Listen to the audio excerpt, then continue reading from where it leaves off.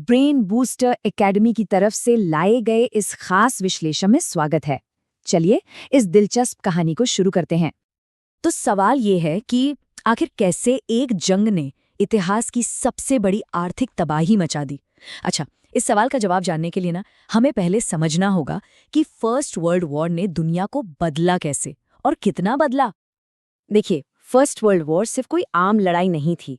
ये दुनिया का पहला, आप कह सकते हैं, मॉडर्न इंडस्ट्रियल वॉर था।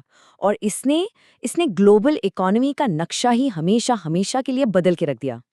जरा सोचिए, मशीन गन्स, टैंक्स, जहरीली गैसें, ये सब कुछ पहली बार इतने बड़े पैमाने पर इस्तेमाल हो रहा था।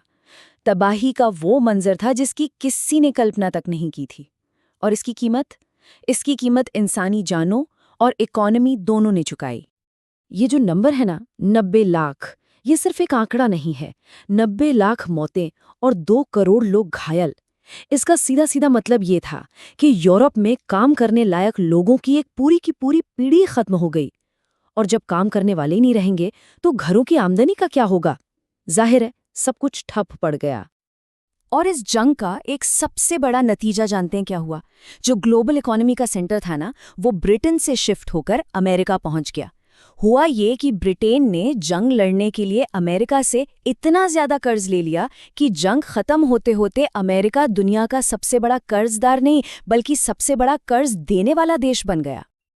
चलिए अब थोड़ा आगे बढ़ते हैं 1920s के दौर में और देखते हैं कि इस नए वर्ल्ड ऑर्डर ने अमेरिका में एक ऐसी जबरदस्त तेजी को कैसे जन्म दिया जो ऊपर से तो बहुत शानदार लग रही थी पर अंदर ही अंदर खोखली होती जा रही थी। इस जबरदस्त तेजी के पीछे जो इंजन था वो था एक बिल्कुल नया आइडिया, मास प्रोडक्शन। मतलब एक साथ बहुत सारी चीजें बनाना। और इस क्रांति की शुरुआत की थी मशहूर कार बनाने वाले हेनरी फोर्ड ने। और सबसे मजेदार बात पता है क्या है? फोर्ड को यह आइडिया आया था एक बूचड़ खाने से, एक स्लॉटर हाउस से। उन्होंने वही असेंबली लाइन का तरीका अपनी फैक्ट्री में लगा दिया। हर वर्कर को सिर्फ एक ही काम बार बार करना था। और नतीजा कमाल का था। हर 3 मिनट में एक चमचमाती नई कार फैक्ट्री से बाहर निकल रही थी। अब ये तरीका कितना कामयाब रहा, इसका अंदाजा आप इन आंकड़ों से लगाइए। सिर्फ 1 दशक में, मतलब 10 साल में, कारों का प्रोडक्शन 2 गुने से भी ज्यादा हो गया। 1919 में जहां 20 लाख कारें बनती थीं, वहीं 1929 तक ये आंकड़ा 50 लाख तक पहुंच गया। जबरदस्त। अब जब लोगों की तनख्वाहें बढ़ीं तो एक नया कल्चर शुरू हुआ। लोग अब कार, फ्रिज, रेडियो ऐसी चीजें खरीदने लगे थे। और ये सब मुमकिन हुआ हायर परचेज की वजह से। ये बिल्कुल आज के ईएमआई जैसा ही था। मतलब एक तरह से पूरी इकोनॉमी उधार पर चल रही थी।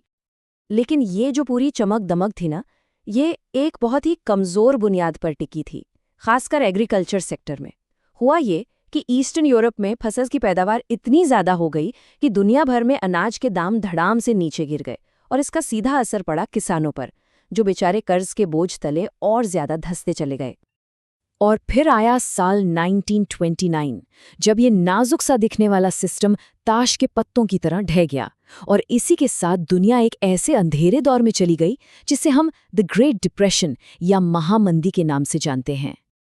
और ये सब कुछ हुआ बहुत तेजी से, इतनी तेजी से कि किसी को संभलने का मौका ही नहीं मिला।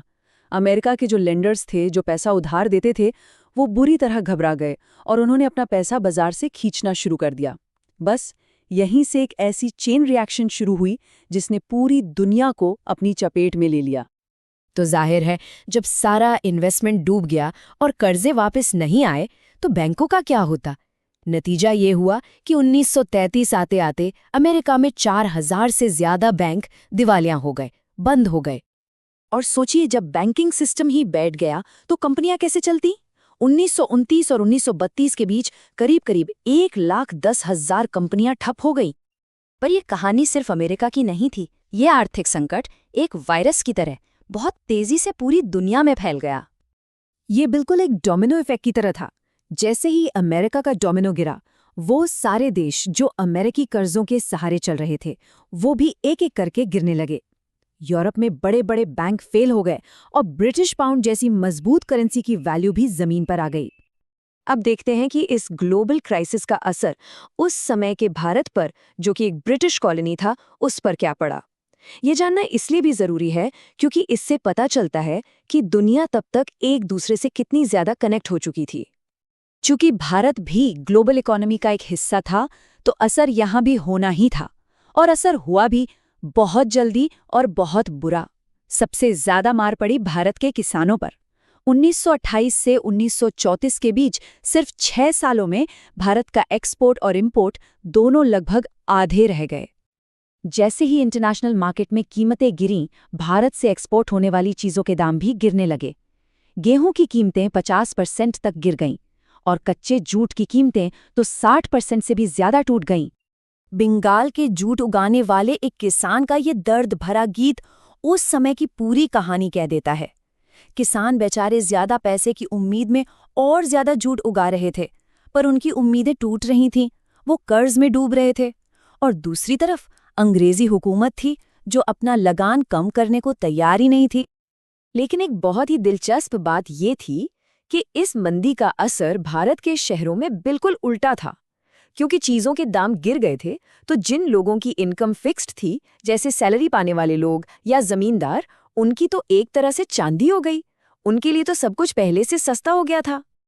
तो 2 विश्व युद्धों के बीच की अर्थव्यवस्था की ये कहानी हमें एक बहुत ज़रूरी सबक सिखाती है। ये बताती है कि आज की ये जो हमारी इंटरकनेक्टेड दुनिया है ना, इसमें तरक्की कितनी नाजुक हो सकती है।